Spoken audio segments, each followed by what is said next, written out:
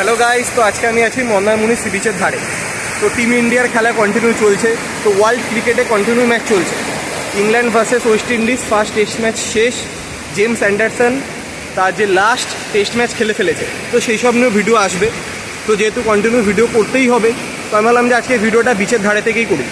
তো আজকে আর কিছুক্ষণ পর ফোর্থ টি-20 ম্যাচে মুখোমুখি হচ্ছে টিম ইন্ডিয়া এবং জিম্বাবুয়ে। তো যে থার্ড টি-20 পর আমি কোনো রকম ভিডিও করিনি, কার্যত রাগে, কার্যত ক্ষোভে।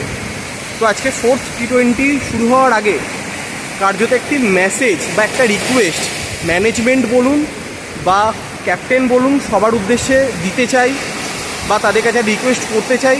যে কারণে এই সিরিজে ইয়ং প্লেয়ার অভিষেক শর্মা, রিয়ান পরাগ, ধ্রুব জুড়েল এই সমস্ত প্লেয়ারদেরকে সুযোগ দেওয়া হয়েছিল, যাতে তাদেরকে এই 5টা টি-20 ম্যাচে দেখে নেওয়া যায় যে তারা ভারতীয় জার্সি পরে কতটা ভালো পারফর্ম করতে পারে। কিন্তু সেই জায়গাতে প্রথম দুটো টি-20 পর থার্ড টি-20তে রিয়ান পরাগ এবং ধ্রুব জুড়েলকে বসিয়ে দেওয়ার যে সিদ্ধান্ত এবং অভিষেক শর্মাকে ওপেনিং ছেড়ে 3 নম্বরে খেলানোর যে সিদ্ধান্ত, এই সিদ্ধান্তেতেও আমি খুবই দুঃখিত, খুব দুঃখজনক এটা। তার কারণ হচ্ছে, এটা জানা কথা যে জয়সওয়াল, দুবে এবং স্যামসং সঞ্জু তিনি প্রথম দুটো টি-20 পর টিমে ব্যাক করেছেন, তো তারা দলে থাকবে এটা জানা কথা। কিন্তু প্রথম টি-20 ম্যাচে কোনো ব্যাটসম্যান ভালো খেলতে পারেনি, কিন্তু সেই জায়গাতে দাঁড়িয়ে সেকেন্ড টি-20 ম্যাচে অভিষেক শর্মা তিনি সেঞ্চুরি করেছিলেন এবং রিয়ান পরাগ এবং ধ্রুব জুড়েল এরা ব্যাটিং করার সুযোগই পায়নি। তো কার্যত তারা একটা ম্যাচেই ব্যাটিং করার সুযোগ পেয়েছে। তো সেই জায়গাতে তাকে যে থার্ড টি-20 ম্যাচে তাদেরকে যে ড্রপ করানোর এই যে সিদ্ধান্ত, সেটা কতটা সঠিক সে নিয়ে তো অবশ্যই প্রশ্ন রয়েছে।